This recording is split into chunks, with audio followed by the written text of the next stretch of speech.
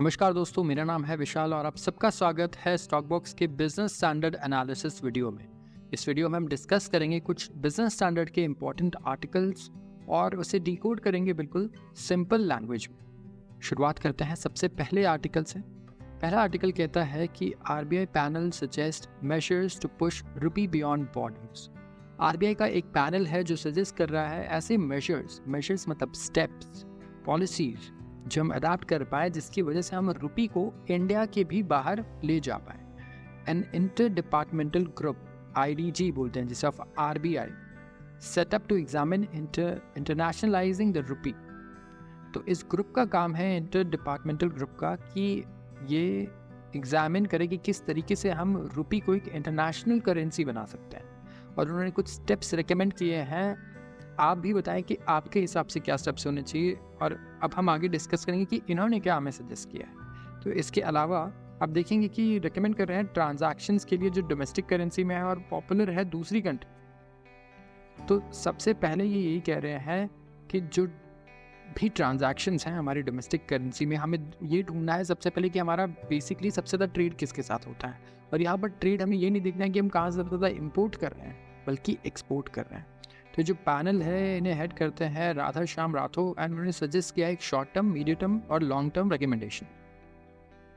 अगर एक करेंसी को इंटरनेशनलाइज करना है तो वो इंटरलिंक्ड है इकोनॉमिक प्रोग्रेस से। सबसे सिंपल बात तो ये है, अगर आप इकोनॉमिक प्रोग्रेस नहीं दिखाएंगे तो कोई भी आपकी करेंसी कभी नहीं यूज़ करना चाहेगा और वो उल्टा आपका मजाक बनाकर आपको वापस भेज देगा। तो ग्लोबल ट्रेड में प्रोमिनेंस चाहिए अगर आपको, तो इसके लिए आपको इकोनॉमिक प्रोग्रेस चाहिए होगी जो हमारी देश के अभी इस वक्त बहुत अच्छी रफ्तार पर हो रही है। जो मेजर्स हैं इसमें ऐसे स्टेप्स लिए जाएंगे जिसमें कैपिटल अकाउंट को लिबरलाइज किया जाएगा, इंटरनेशनल यूसेज को प्रमोट किया जाएगा, INR और फाइनेंशियल मार्केट्स को स्ट्रेंथन किया जाएगा। तो इसमें आप देख सकते हैं कि अलग अलग इन्होंने टाइम फ्रेम के हिसाब से कुछ गोल्स और फ्रेमवर्क बनाए हैं जिसमें शॉर्ट टर्म है, मीडियम टर्म है और लॉन्ग टर्म है। रिकमेंडेशंस ये हैं कि रुपी अकाउंट बने NRI का, जो भी बाहर NRIs हैं उनके एक रुपी अकाउंट बने ताकि वहाँ पर वो सबसे पहले तो एक्सेस कर पाए इंडियन रुपी को। इसके बाद इंक्लूजन करना है इंडिया के जो गवर्नमेंट बॉन्ड्स हैं ग्लोबल इंडिसेस में। तो जैसे US ट्रेजरी है,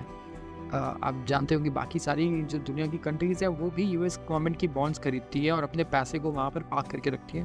तो वैसे ये चाहते हैं कि इंडियन रुपी बॉन्ड्स जो है, इंडियन बॉन्ड्स जो है गवर्नमेंट के बॉन्ड्स, वो भी ग्लोबल इंडिसेस में आए। इसके बाद इंटीग्रेशन ऑफ ऑन शोर एंड ऑफ शोर फॉरेक्स मार्केट। जो हमारा ऑन शोर और ऑफ शोर फॉरेक्स मार्केट है जहाँ पर फॉरेन करेंसी को खरीदा और बेचा जाता है, उसे इंटीग्रेट कर दिया जाए। Waiver of withholding tax for masala bond issuances. जो भी विथहोल्डिंग टैक्स है मसाला बॉन्ड के इशुएंस पे उसे हटाया जाए। एक्सपांड किया जाए RTGS सिस्टम को इंटरनेशनल ट्रांजैक्शंस के लिए। तो अगर आप इंटरनेशनल ट्रांजैक्शन भी करना चाहते हैं तो आप RTGS कर पाएँ, वो ये चाहते हैं। और बैंकिंग सर्विसेज हो रुपी में through offshore branches of Indian banks. अब जैसे SBI है, SBI सिर्फ इंडिया में नहीं है। आप अगर कहीं बाहर पढ़ने जाते हैं तो आप रियलाइज़ करेंगे कि वहाँ पर भी SBI के ब्रांचेज हैं, चाहे US हो, UK हो, कनाडा हो। तो इस तरीके से वहाँ पर भी ये चाहते हैं कि हम रुपी को प्रमोट कर पाएँ, बैंकिंग सर्विसेज रुपी में हो, ऑफशोर ब्रांचेज में भी। तो इस तरीके से आखिरी जो स्टेप है वो है inclusion of rupee in IMF SDR basket. SDR होता है एक स्पेशल डिपॉजिटरी राइट, और इसमें भी रुपी का इंक्लूजन हो। तो ये कुछ स्टेप्स हैं जिस पर आप गौर कर सकते हैं। आपकी क्या, आप कह सकते हैं आपका ओपिनियन है या कुछ आपके पास भी एक विजन है जो आपको लगता है मिस हो गया है इस RBI के डिपार्टमेंटल रिकमेंडेशंस में, तो ज़रूर मेंशन करिए कमेंट सेक्शन में। इसके ऊपर काफ़ी बड़ी डिस्कशन की जा सकती है। ये मूव किया क्यों जा रहा है, ये भी एक सवाल है। सबसे पहला जो सबसे इंपॉर्टेंट रीज़न आप देखेंगे वो यही है कि डॉलर पर डिपेंडेंसी जो है इसकी वजह से बहुत लॉस हो रहा है बहुत सारी कंट्रीज़ का। आप देखेंगे डॉलर की वैल्यू चेंज हो जाने से, वॉलेटिलिटी आने से इसमें हमें बहुत दिक्कतें होती है। आज हम कच्चा तेल 100 रुपये पे खरीद रहे हैं, कल हमें 120 पे खरीदना होता है, जबकि कच्चे तेल के दाम नहीं बदलते, डॉलर के दाम बदल जाते हैं। इसकी वजह से और भी चीज़ें हमारी महंगी हो जाती है, चाहे डिफेंस इक्विपमेंट्स हो या खाना या फूड या कुछ भी अगर हम बाहर से इंपोर्ट कर रहे हैं। तो अगली खबर पर आते हैं। ये एक रिपोर्ट है जो कह रहा है मिडिल क्लास डबल हो जाएगा बाय 2046-47। ये प्राइस रिपोर्ट आई है। तो size of India's middle class will nearly double to 61% of total population from 31% by 2047। ये बहुत बड़ी खबर है और ये एक रीज़न है जिसकी वजह से लोगों को पता होना चाहिए कि इंडियन स्टॉक मार्केट में निवेश करने का ये सबसे बेहतरीन मौका है और ऐसा मौका आपको 20-30 साल बाद नहीं मिलने वाला। ऐसे रिटर्न्स आपको तब शायद नहीं मिलने वाले। आप एक बार चाइना के मार्केट को स्टडी करिए, जब वहाँ पे मिडिल क्लास लोग बहुत कम हुआ करते थे।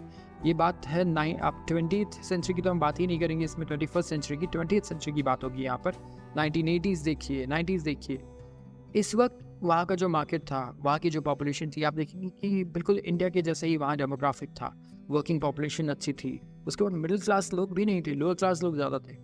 और अब वहाँ के स्टॉक मार्केट का आप रिटर्न देखिए और इकोनॉमिक ग्रोथ देखिए। तो इस तरीके से इस रिपोर्ट का मतलब ये है कि जो कंपनीज आप जो भी सामान बेच रही है, मिडिल क्लास लोग, उनका रेवेन्यू, वो पूरी इंडस्ट्री सिर्फ पॉपुलेशन और इसकी वजह से ही डबल हो जाएगी। जो लोगों की इनकम है इतनी ज़्यादा बढ़ जाएगी। तो आप ये सोचिए कि अभी अगर 31% मिडिल क्लास है, तब 61% होंगे। तो अभी के जो 31% मिडिल क्लास है, इसमें से भी काफ़ी लोग अपर मिडिल क्लास में जाएंगे या अपर क्लास में भी जाएंगे। तो इंडिया में आगे जो एक्सपेंसिव हम बोलते हैं प्रोडक्ट्स, जो लग्जरी गुड्स का सेगमेंट है, इसके लिए भी बहुत ज़्यादा अच्छी न्यूज़ है कि यहाँ पर आप सिर्फ मिडिल क्लास को नहीं देखें। जो मिडिल क्लास है वो भी तो ग्रो करेगा, जो एग्जिस्टिंग मिडिल क्लास है। ये अपर मिडिल और अपर क्लास की पॉपुलेशन भी और ज़्यादा इंक्रीज होगी। हमारा कंजम्पशन आप कह सकते हैं कि इतना बड़ा होगा कि हमारे इंडिया में ही $1 ट्रिलियन कंपनीज होंगी तब। जैसे यूएस में इस वक्त $1 ट्रिलियन कंपनीज हैं इतनी सारी, और इसलिए नहीं क्योंकि उनका मिडिल क्लास बहुत बड़ा है। आप ये कह सकते हैं कि लोअर क्लास वहाँ पे बहुत कम है। अगर आप इंडिया से कंपेयर करें, रिलेटिवली आप कंपेयर करें, तब तो खैर ये कंपेयर करना बेकार होगा।